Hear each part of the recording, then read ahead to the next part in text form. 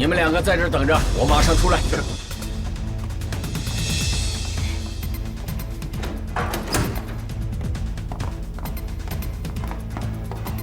你们俩守在门口，等我一会儿下来。是。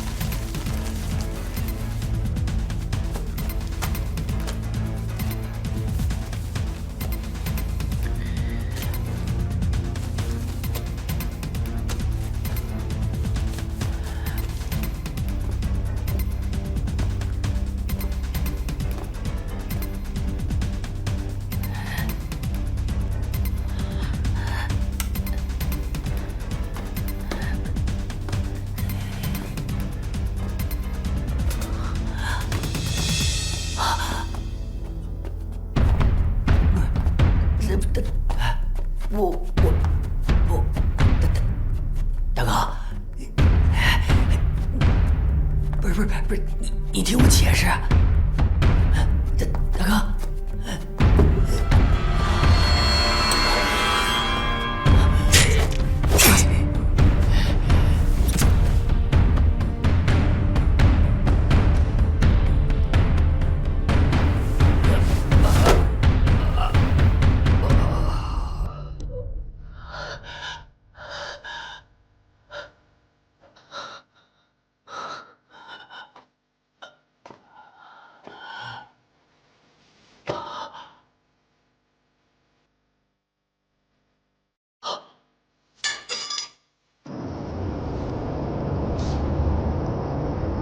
怎么进去这么久还没出来？你问问。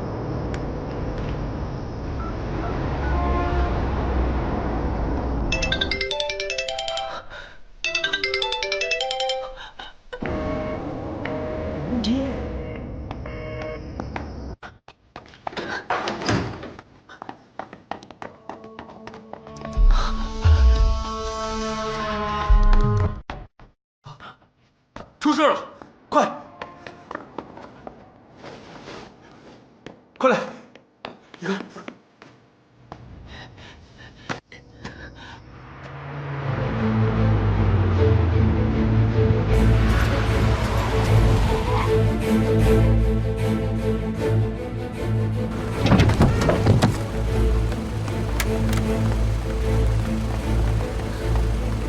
顾飞、家俊，你们从那边过去。是。陈欢，你们两个从那边走。 是。我们走。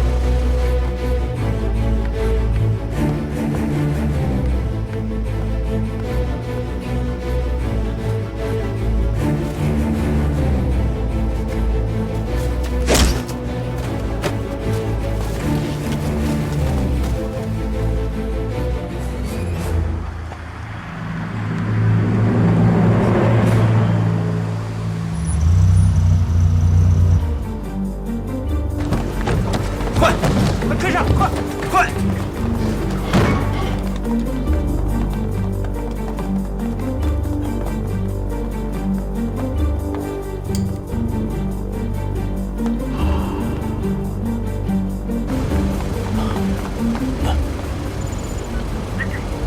环境安全，发现李翔尸体。安全。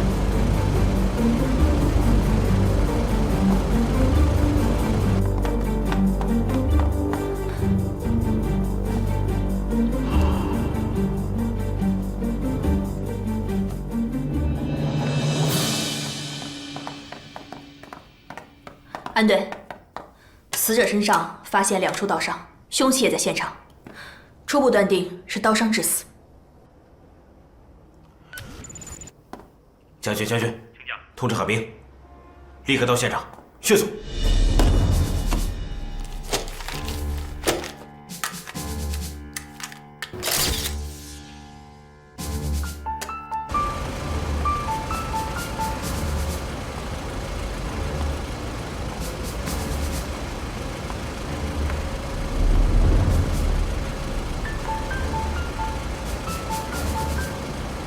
安队，我进现场了。快去吧，都在里面呢。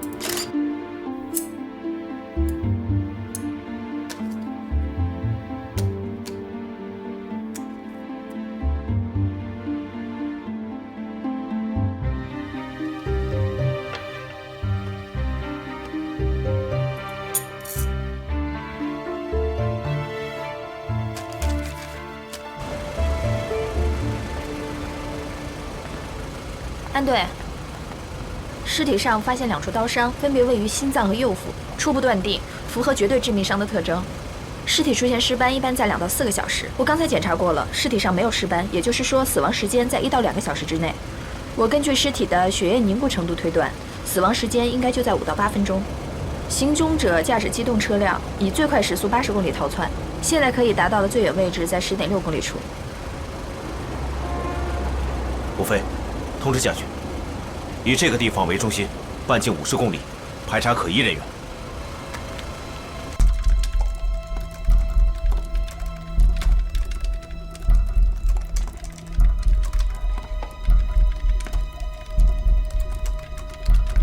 为我接通安雷。那我们先走了。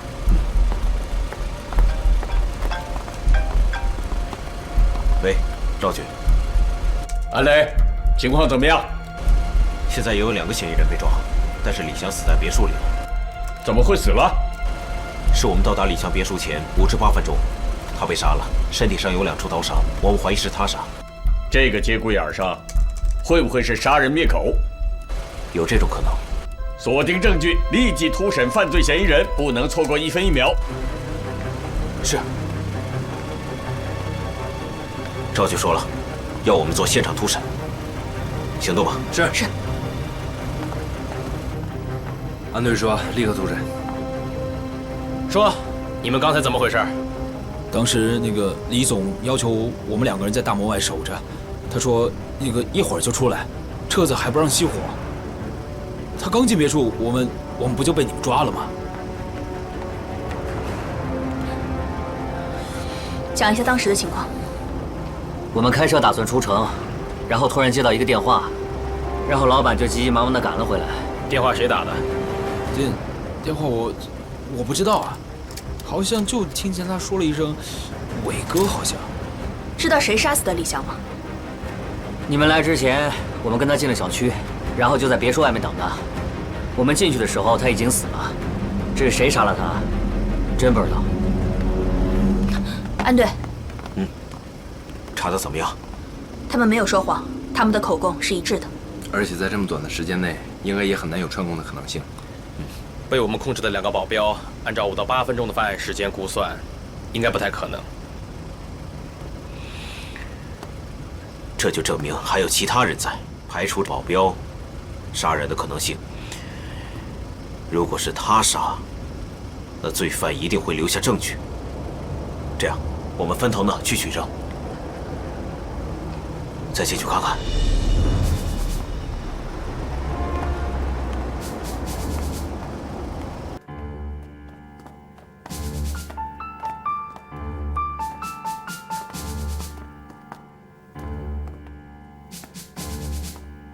顾飞，上楼看一下。是。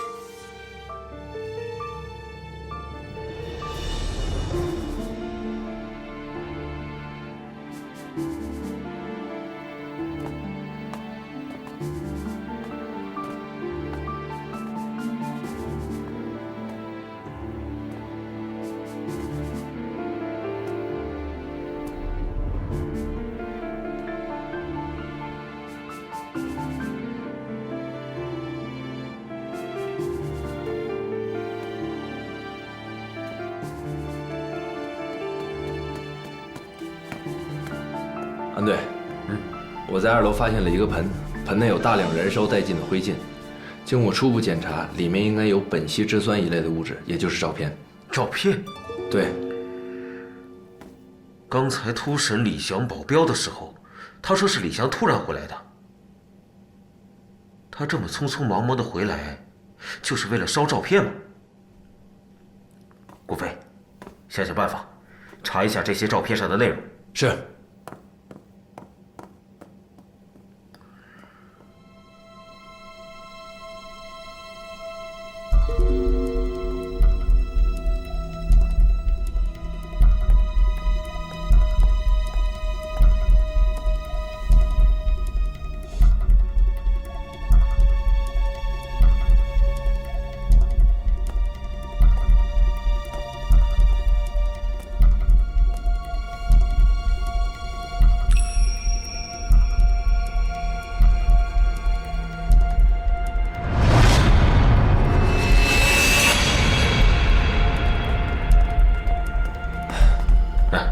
安队，交给物证科了。顾飞，你看一下，这个花瓶。这花瓶被人动过了。陈欢，你刚才告诉我，门窗都被人撬了，是吧？对。我怀疑是一个人干的。他想进入这个别墅，但是还不具有这种偷盗的技巧。你说的窗户上，那下面有一些碎屑是跟窗户一体的，是不是？是。那他还是进来了。他之所以能进入到这个别墅里边，只有通过饭厅的窗户。我刚才看了一下，饭厅的窗户上一点撬过的痕迹都没有。那由此可以证明，当时的案发现场，这个窗户应该是开着的。也不是所有的小偷都会撬锁，具有开锁技术的小偷想开这个锁只需要15秒。目前的住户的户门基本上使用的都是贝雷锁，当然也会有例外。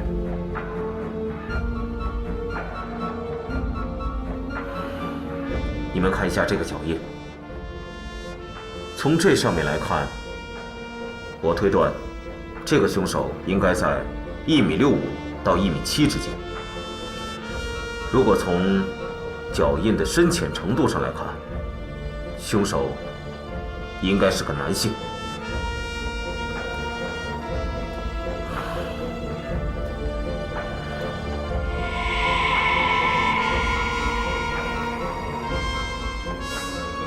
血迹上有划痕，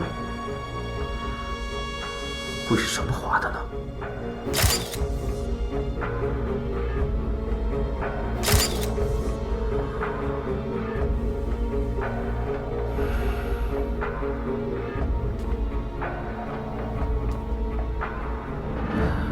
我刚才进门的时候，看着墙，我就觉得特别奇怪。它在这么一个明显的位置上，墙上空空荡荡的，而且我还注意到上面有一个钉子眼儿。这面墙上应该之前挂过画，或者照片之类的东西。顾飞，你找找看，看有没有什么疑似的东西。是。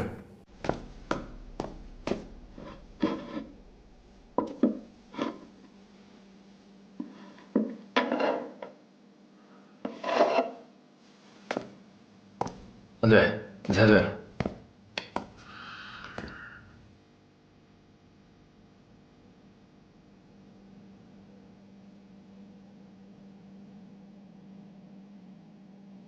这个应该就是挂东西的挂包。它的物质成分跟墙面的物质成分应该是一样的，说明它是刚刚才掉落的。为什么？之前这里应该挂着一幅比较重要的相片，或者是比较重要的画。如果说原来挂在这里的东西现在消失了，那就很可能是一起盗窃案。小偷正好碰到回来的李翔，他就杀人灭口。这只能说是一种假想。还有一件事我没搞明白，这个花瓶，他为什么要移动这个花瓶呢？很可能是小偷想偷走这2个名贵的花瓶，可是很奇怪，他为什么没把花瓶带走呢？你继续。如果是小偷想偷走这2个花瓶，正好碰到回来的李翔，他拿起了匕首捅了他几刀。不对，很奇怪，他手里拿着花瓶，他为什么要去拿匕首呢？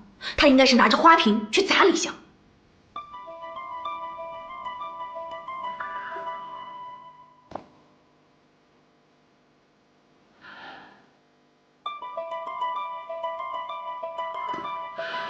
根据我们初步的判定，这个闯入者他只拿了一幅画或是照片，然后杀人离开这儿。从我们掌握的证据来看，如果只是偷了这幅画或照片，那就说明这样东西非常的重要。咱们回去看一看物证科和海滨那边有什么消息吧。陈欢，你刚才分析的对，很有见地。我也在想，为什么会把花瓶拿起来又放下？咱们行里不是有一句老话吗？尸体总会说话的。所以希望在李翔尸体上能够得到更多的信息。现在回局里看看海滨那边的状况。先收队。是。拿着。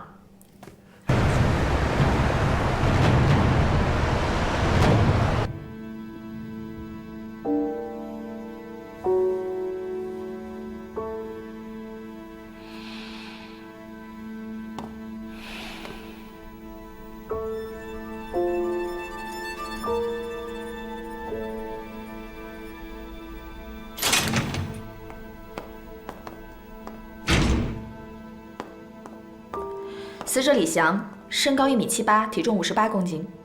经过毒物和病理的筛查，毒物和疾病造成的死亡的可能性被排除。四肢和躯干基本完好，躯干上有2处刀伤，第1处刺中心脏，刀口宽4厘米，深度为12厘米；第2刀刺中右腹，刀口深度约为6厘米，不致命。也就是说，李翔死于被刺中心脏身亡。跟我们之前分析的一样。他的死亡时间应该是我们特侦组到达现场的5到8分钟之前。哦，对了，死者的左腕上有几道血痕，应该是金属表带或者是手链被拖拽的时候留下的痕迹。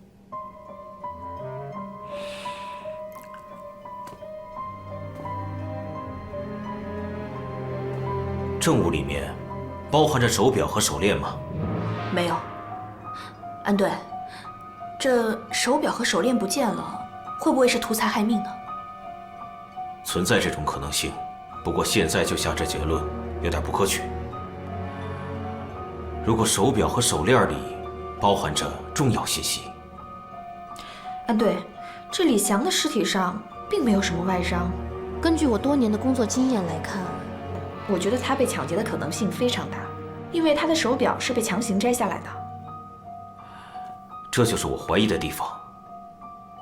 如果是抢劫的话，那就会发生搏斗，搏斗势必会发生一定的撕扯。可是我们发现尸体的时候，他的头发整齐，衣服也是整齐的，这种状态很不正常。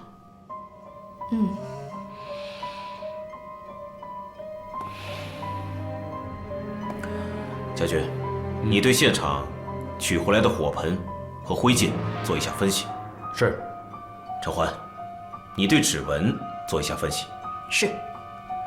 海冰，还得辛苦你一下，再挖掘一些新的线索。好。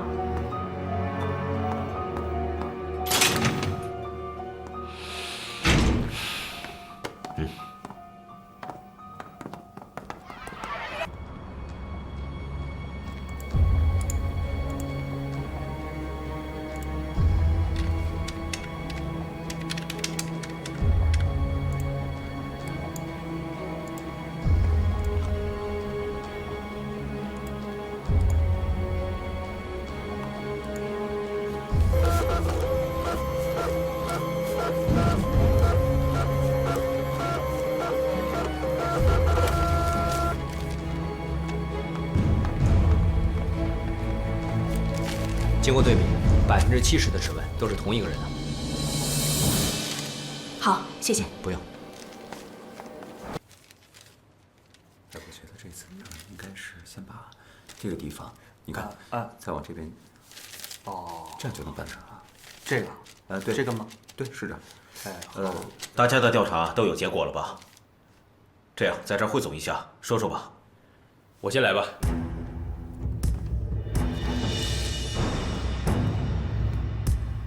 通过对李翔家的勘查，我们发现，在李翔家的大门内外、走廊以及厨房和厨房的窗台上，发现了大量的犯罪嫌疑人的足迹。在发现犯罪嫌疑人脚印的地方，我们也发现了大量李翔的新鲜脚印，也就是说，两者是有重合的。在李翔家厨房的窗台上，发现了2枚属于李翔的新鲜脚印。具体是为什么，我们还在进一步的调查。我这边的情况就是这样。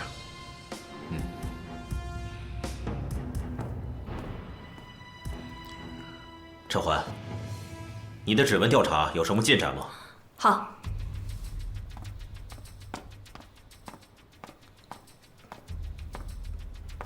指纹对比结果显示，除了李翔，还有4个保镖之外，在案发现场挪动花瓶的位置，还有丢失字画的墙面上，以及李翔尸体旁边的茶几上，还有被撬的门窗上，都发现了同样一组指纹。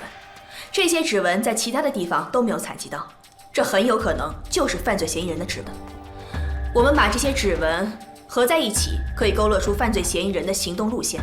他应该是先去撬门，没有撬开，后来撬窗，也没有撬开，从开着的窗户爬进了饭厅。他想偷东西，看了看花瓶，后来偷走了墙上的画。我们抵达现场前几分钟，李翔才被杀害，所以我们大家很纠结，他到底是被谋杀，还是意外呢？根据我们手里掌握的证据，这个嫌疑人并不聪明。进入了李翔的别墅，他碰到了李翔，他可能情急之下拿上了水果刀，刺向了李翔。之后，他拿着画逃跑。门外的保镖听到了里面的响声，冲了进来。这时候李翔已经躺在了血泊之中。还有一点，这个犯罪嫌疑人应该是在李翔死后，顺手偷走了李翔的手表和钱包，因为在李翔的别墅里并没有发现钱包和手表。我觉得大家应该注意一下这个事件里的逻辑顺序。经排查，墙面上挂的是字画。当嫌疑人拿走字画的时候，正准备出去，就碰到了李翔。这种情况造成了就像小偷要偷东西，他刚拿到东西就被堵着回头路了。你们想想看，如果我是小偷的话，在这种情况下，我们应该怎么办？如果是我的话，肯定是拿手中的花瓶作为凶器，来不及再去拿别的东西。这样来说，嫌疑人应该是一开始想偷走花瓶，后来放弃了。这显然就是说明他发现了更有价值的财物。没错，应该就是丢失的字画。这正如安队上次在案发现场的推论，入室盗窃是有预谋的。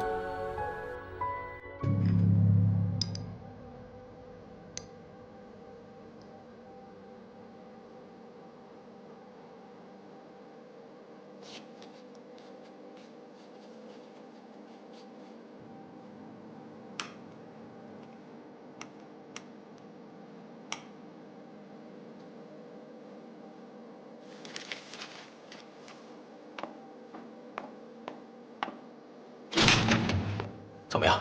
通过我们刚刚用仪器对这些燃烧物进行技术分析，这些燃烧物是照片和纸张，并且我们在这些燃烧物中还发现了一些排列很奇怪的字母和数字，也许是账目和号码。账目和号码？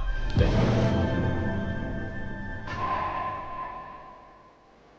你能帮我破译一下吗？我试试吧。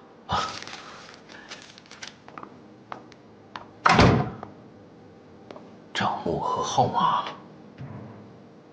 安队，李翔一直在偷拍秦薇薇，说明他异常关注她，又这么急于的毁掉证据，可能他是要撇清与秦薇薇的关系。说的没错。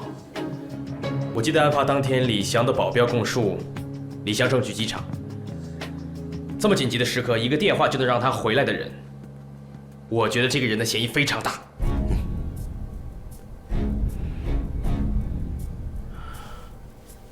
小军，我们再去现场看一看，说不定还有什么新的发现。走。是。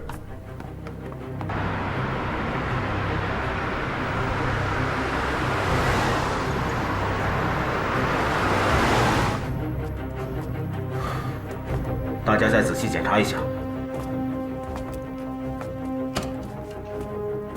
看看有什么可疑的东西，还是我们有遗忘的东西。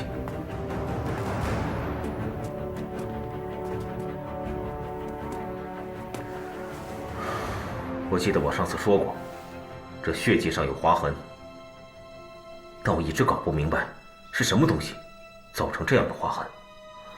去查一查，看看什么东西跟它的大小相符，明白了吗？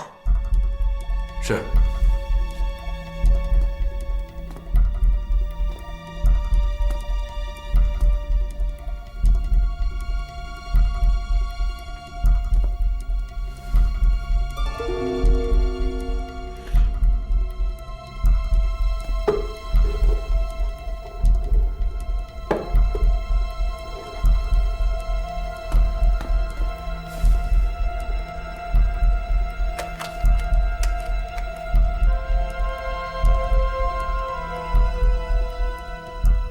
安队，你过来一下。怎么回事？这个轮子上残留的应该是血迹。陈焕，采血样。是。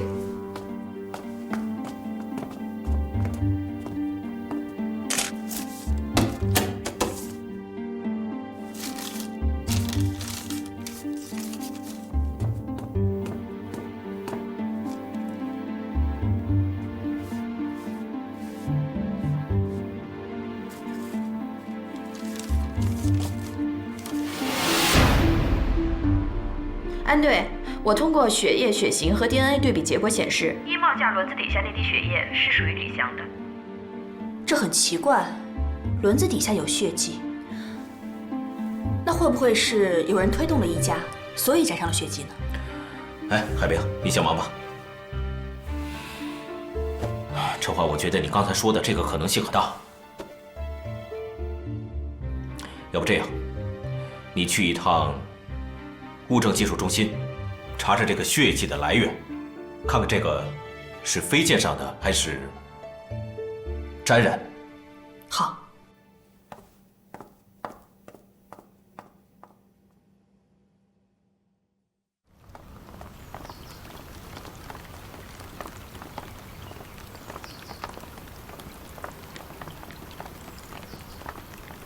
安队长，辛苦了。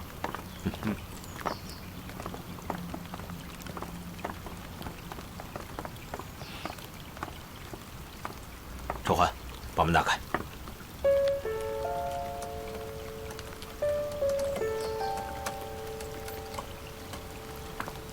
安队，打不开。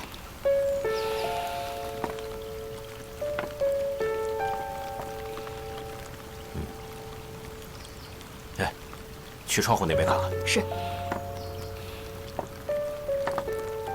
去后面看一下。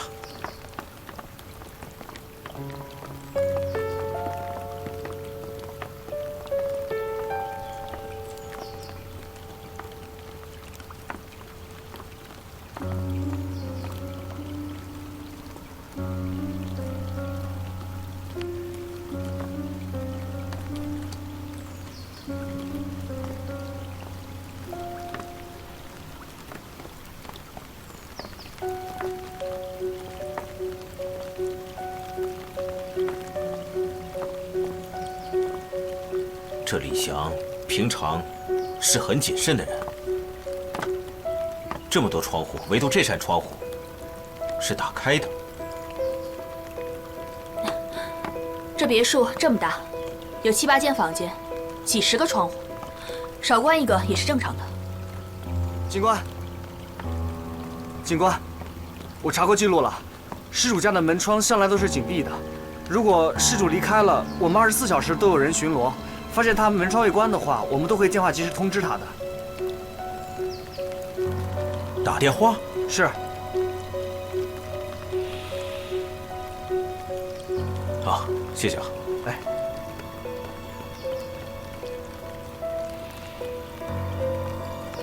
这样，我们扩大一下搜索的范围，在这个小区1公里之内，我们查一下可疑的丢弃物，尤其是手表，还有钱包。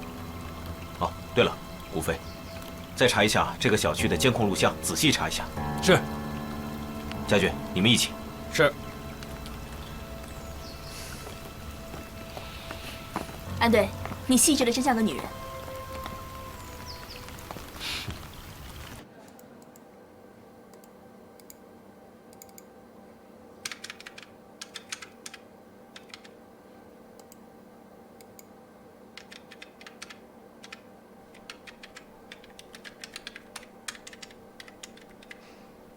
看这个人，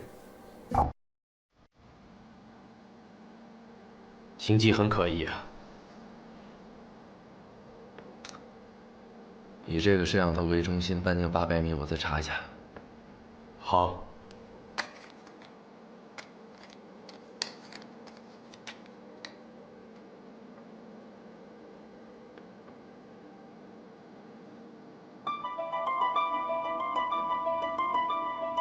就是他。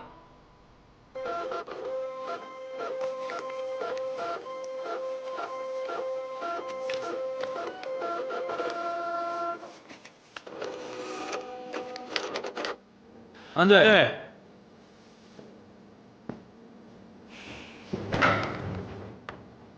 怎么样？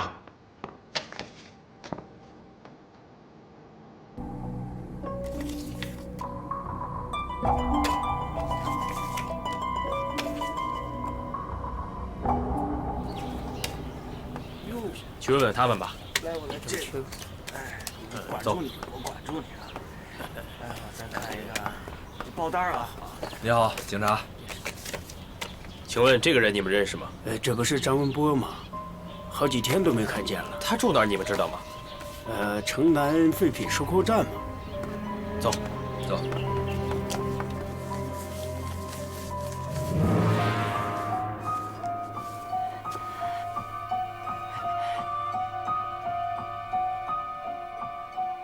本市发生一起重大盗窃案，涉案金额达到1000多万元。目前警方已经锁定了犯罪嫌疑人，正在积极侦破当中。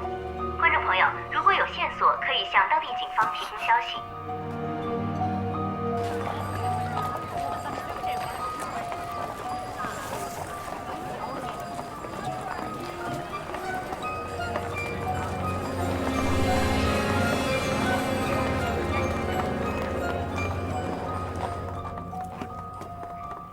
还远吗？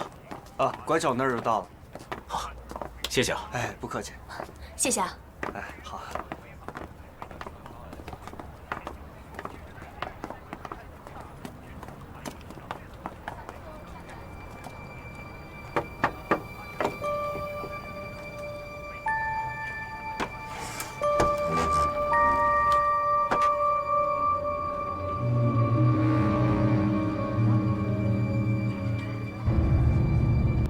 顾飞，谢军，干活。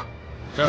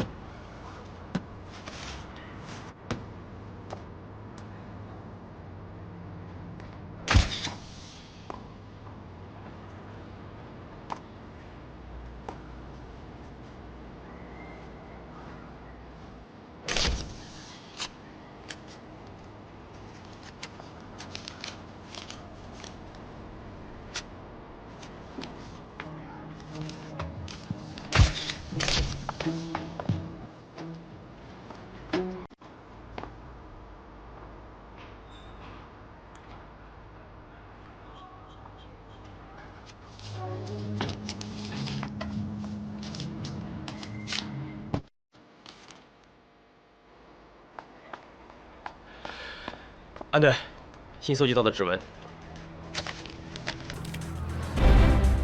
赵局，我们在张文波住处提取到的指纹，和在李祥家提取到的指纹高度吻合，包括杀人凶器上的指纹。张文波现已逃窜，我请求立即通缉张文波。同意，立即发布通缉令。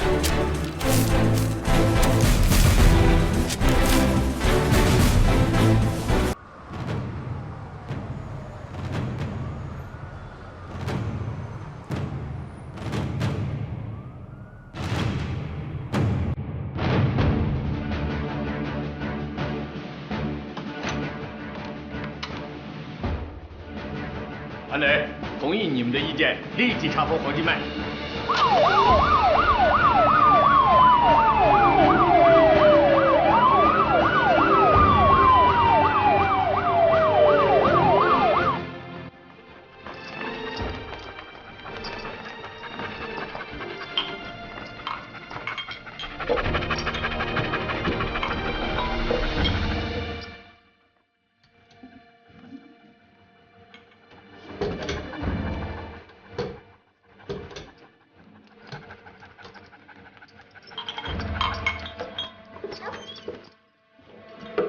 顾飞，这里有情况。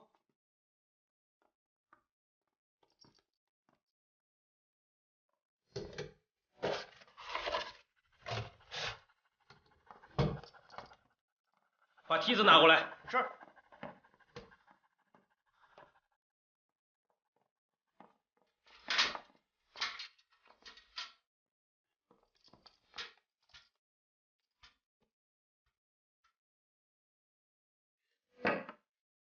是毒品。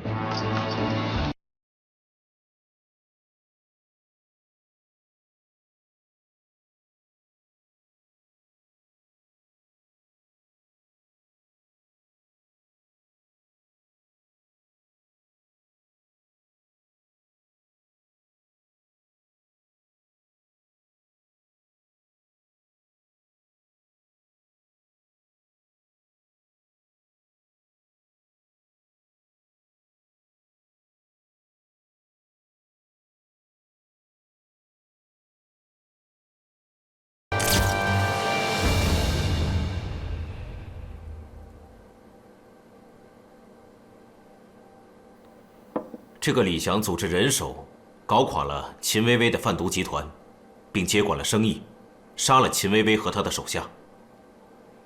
顾飞、家俊，你们和缉毒队查到的毒品，那就是证据。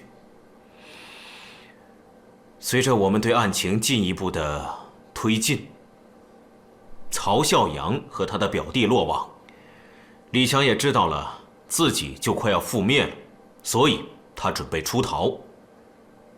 从现场的证据来看，那些焚烧的灰烬其实就是秦薇薇的照片，照片一角还有李翔的指纹。我是在想，李翔不想跟秦薇薇有任何的关联，所以呢，他才匆匆忙忙地回到家里来烧她的照片。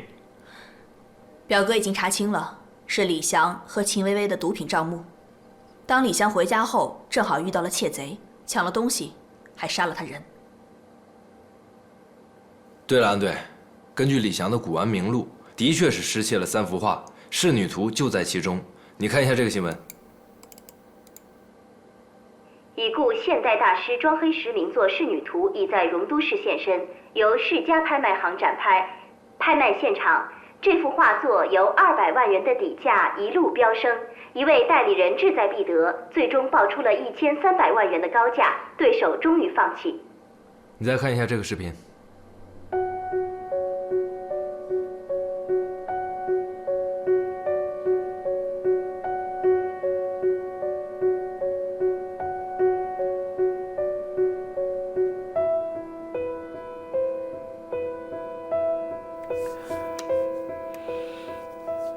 这个买家应该是李翔。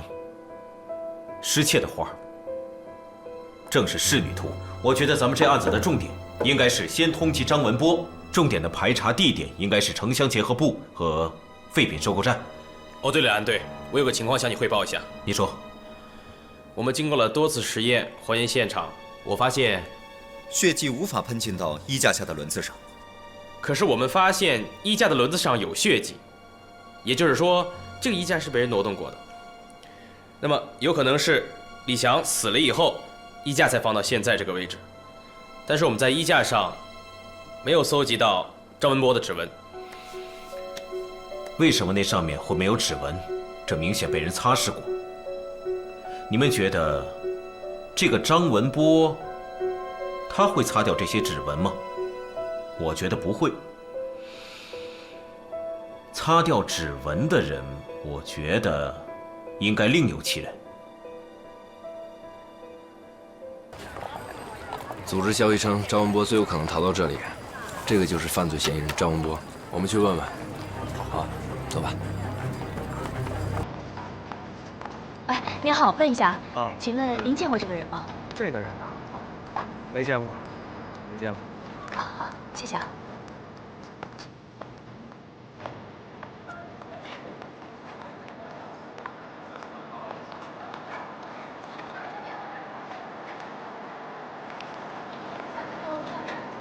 大爷您好，请问一下，您是这个人？你去那边。那边。行，好，谢谢啊。没事。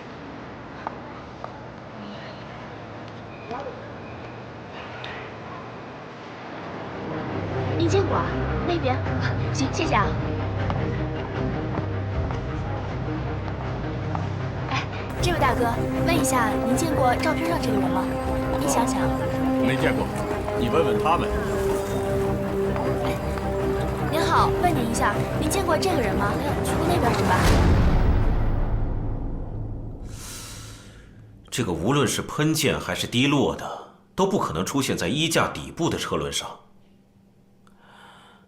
哎，海冰，能不能查一下这刀刺的前后顺序？对。这2刀中间间隔的时间最多也就是5分钟，而且非常有可能是连续刺中的，所以有一定难度。我再想想办法吧。这是个很关键的问题，一定要查清楚。行，我现在就去查。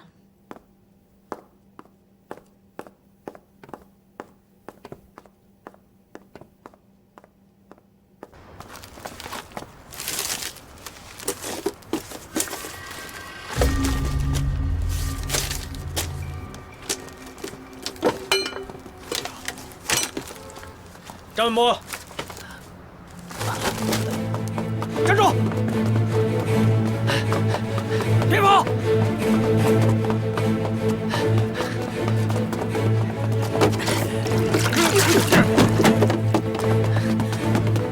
站住！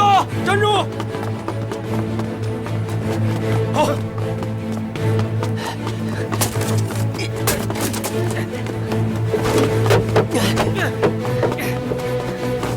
站住！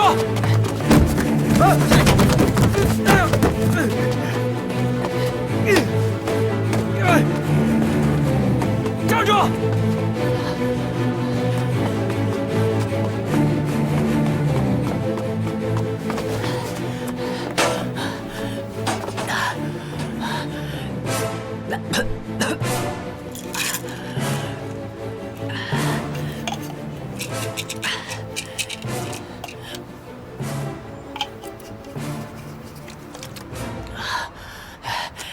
谢。你来还是我来？我自首。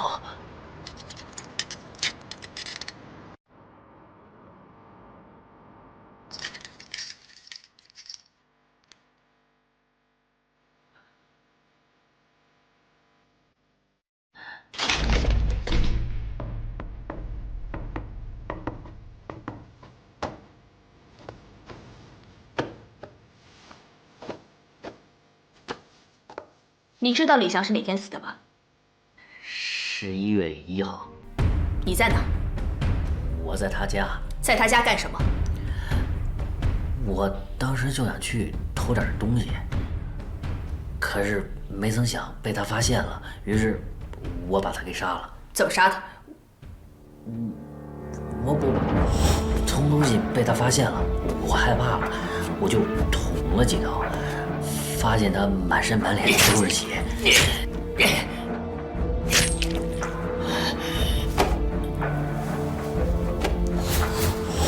一摸脉搏没了，我就知道他死了。捅了几刀？捅在什么位置1、2刀，2、3刀。刀哪儿来的？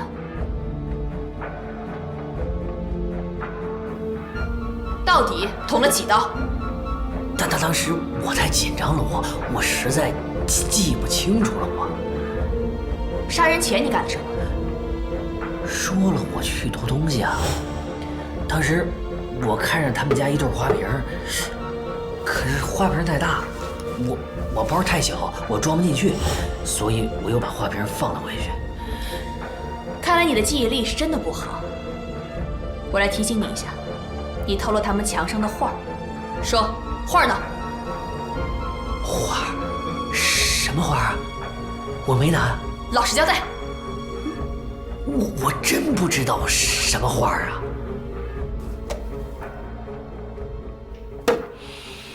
其实啊，你们的疑惑也同时是我的疑惑。我总有一种感觉，那幅画背后肯定隐藏着李翔被杀的一些重要线索。现在我们的当务之急呢，一定要先找到那幅画。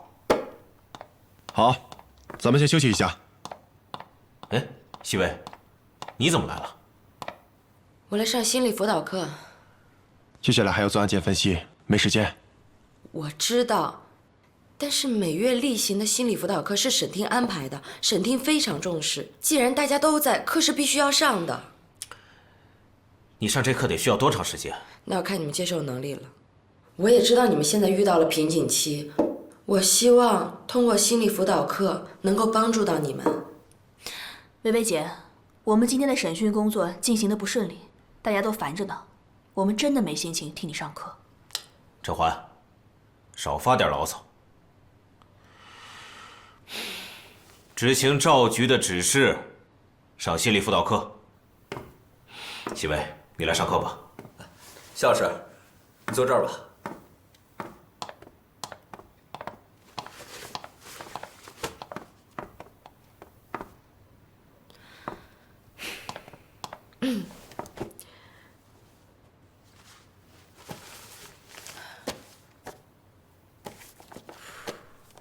我们今天的心理辅导课就来分析一下张文波这个案件。虽然说你们现在已经抓到了张文波，但是你们每个人还这么焦虑烦躁，我想肯定是跟张文波的供述有很大的关系。张文波一定给你们隐瞒了很重要的线索，对你们产生了强烈的抵抗。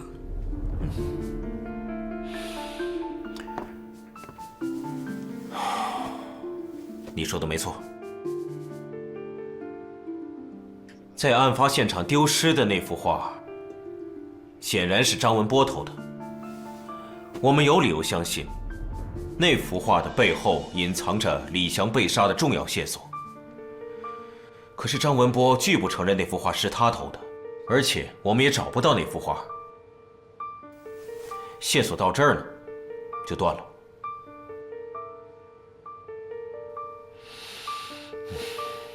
所以我觉得，你们应该明白，犯罪行为的产生跟当事人内心世界的发展、行为和变化是产生关联的。你们不能只看表面来判断张文波的作案动机。如果这样的话，张文波反倒会产生破罐子破摔的态度，这样对你们找到案件的真实性会产生严重的误导。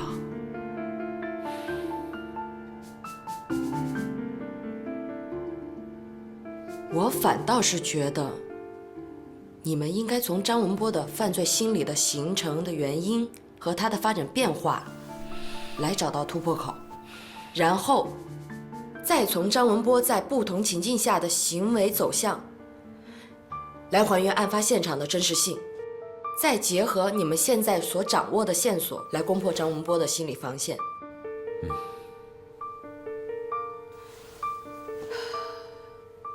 其实我觉得，你们能在这么短的时间内掌握这么多的线索，已经非常不容易了。但是由于你们对破案的急于求成，还有你们现在每个人内心的浮躁，反倒是会耽误你们破案的进度。对，你说的没错，说的没错啊！急躁呢，对于我们来说，没有什么用处。别忘了，这张文波是活的，这拍出1300万的画，他是死的。我就不相信张文波会带着这么大幅的画满世界的走。他肯定是把这幅画藏在一个隐蔽的地方。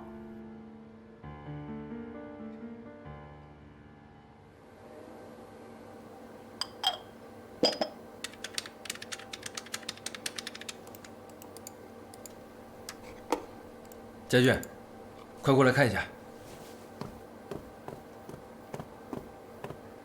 我反复查找了周边好几个探头，只有城南废品回收站的这个拍到了。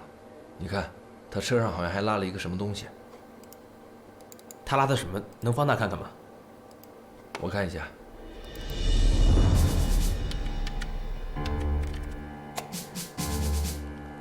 好像是个沙发。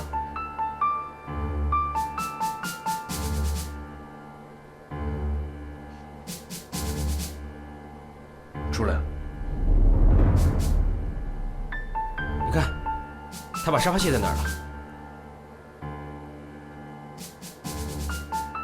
我们再调一下里面的镜头看一下。好。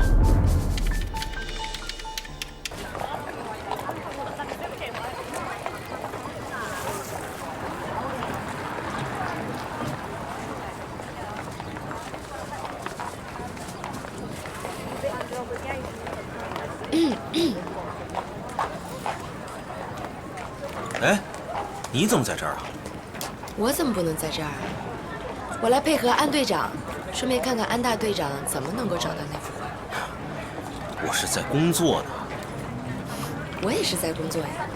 你别忘了上面是有文件的，我可以选择任何时候配合你们的工作。好，那你得听我的。好，走吧。我去问一下。哎，我来。师傅，哎，我们想看下二手家具。哎，还是老乡啊，要二手家具啊？那边右拐过去都是。啊，好，谢谢。啊好。走。哎，四川话说的不错呀。哼。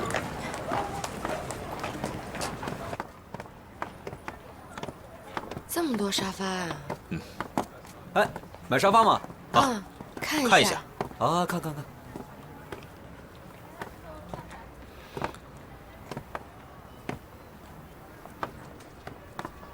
这么找不是大海捞针吗？先不急。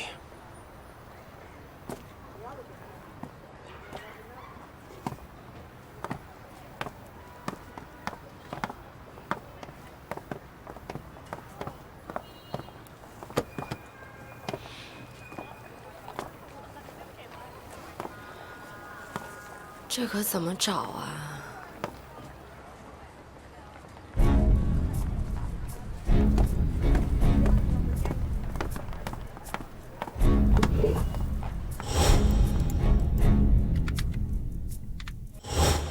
老板，我就要这个。就要这个？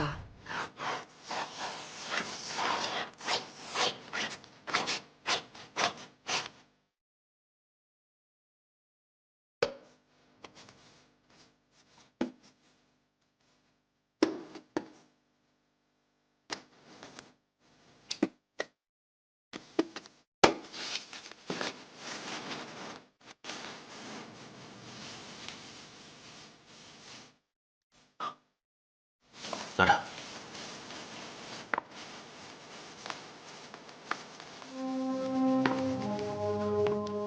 哎，赵局，好消息，画找到了，可以重审张文波了。是。重审张文波，收起来。好。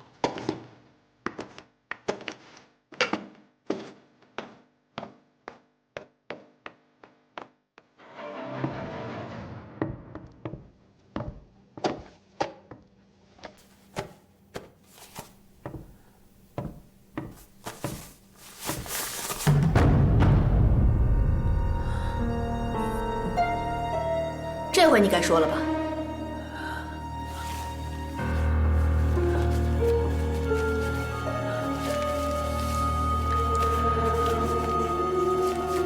我都说，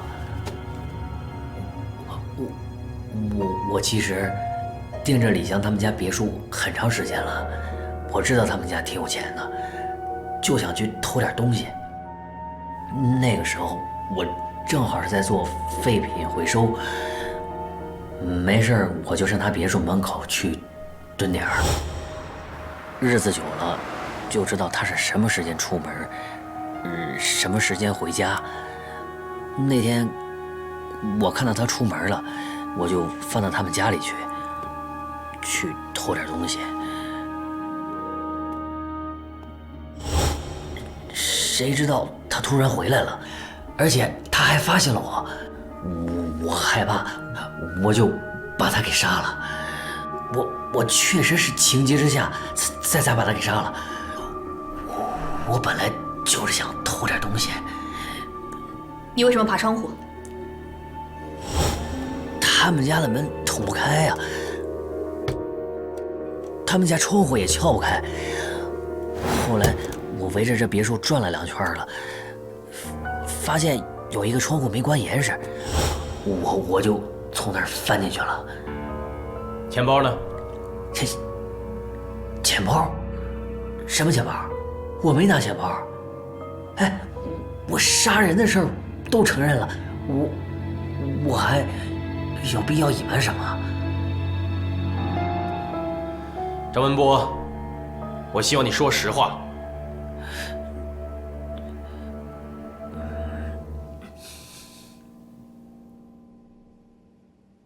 证言和我们推理的完全吻合，是不是可以水落石出了？如果完全吻合的话，我们就可以结案了。可是我觉得这个案子还存在以下的几个疑点：第一，张文波他没有说清行刺他刺了几刀。第二，那衣架下面的血迹怎么染上的？第三，李翔的保安说李翔家平常是门窗紧闭的。第四，我们还没有找到造成手腕伤害的手表或者手链。还有一点我一直没有想明白，如果李翔他想要逃跑的话，应该他的行李或者身上能找到大量的现金，可是我们并没有找到这个物证。他有保镖，保镖带钱就可以了。有没有这种可能性？嫌疑人偷走手表或者手链的时候，抢走了钱包呢？你们迅速到案发现场周边寻找一下证据。领导很重视这个案子，这可能是他今年抓的最重大的案子之一。上级领导呢，也调看了秦薇薇和张文波的案件。在这个案件中，如果人证物证俱全，就提交给检察院提起公诉吧。赵局，我可以理解上级领导的心情，可这案子存在很多疑点，不能结案呢。他本人都承认了杀人经过，而且现场有他的录像、脚印、指纹，我就不明白了啊！如此强大的闭合链，怎么就不能结案？赵局，你了解我的做事风格，如果我定案的话，我就把它定成铁案。我只给你1周的时间，到时候移交检察院和其他严打一起处理。赵局，行了，别说了，执行命令。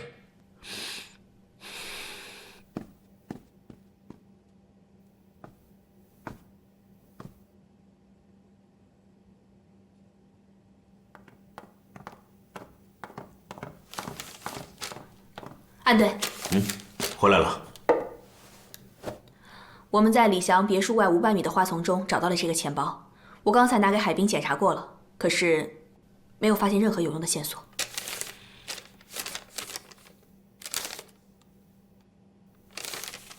什么叫做没有用的线索？哦，钱包里的钱和卡都被拿走了，上面没有留下指纹，没有留下任何痕迹。没有指纹，才是最大的线索。你们想想看，在别墅里面到处都有张文波的指纹和他的脚印，为什么这个钱包上干干净净，什么都没有？我们都知道张文波是个没有反侦查能力的人，所以别墅里面到处都有张文波的指纹和脚印。单单这个钱包，他处理得这么干净，只能证明一点：这钱包很有可能不是张文波拿的。安队，你一直反对结案的理由都是猜想，都是推测，咱们根本没有硬证据。你也知道，上级领导让咱们马上结案，移交检察院。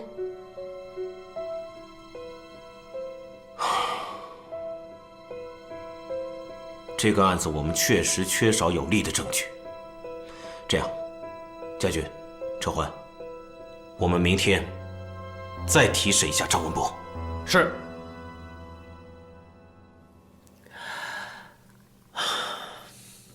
是我杀了人，是死是活，你们给我个痛快的。你为什么要去李湘家？偷话偷钱呗，我都说了好多次了。钱包呢？我说了，我没捡钱包。还撒谎！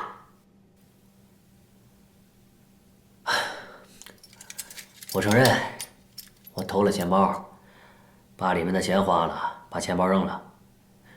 因为我缺钱，我缺钱看病。我就是知道他有钱，所以想弄点钱花呗。谁让他们那么有钱？你2次说法不一致，想清楚了再说。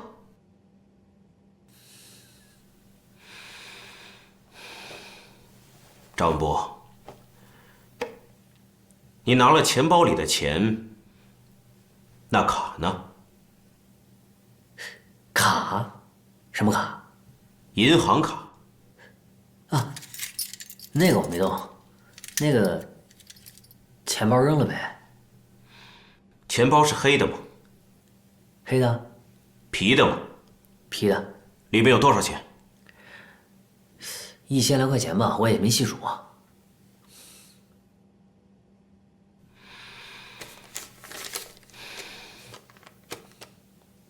这是什么颜色？红色。你根本就不是色盲，你刚才说的话都是谎话。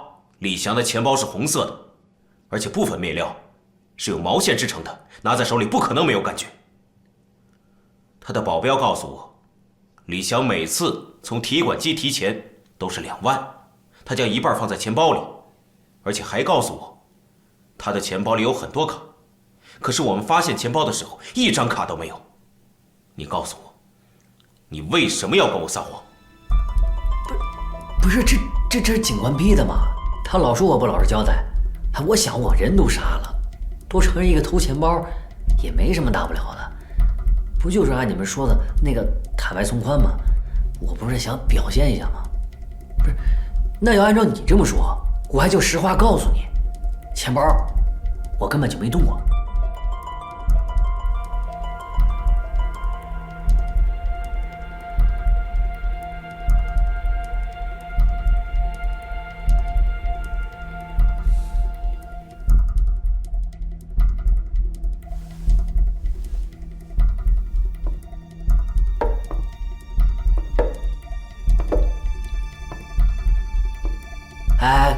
干什么？警察不许打人啊？对，有监控啊，这里有监控。我说的都是实话。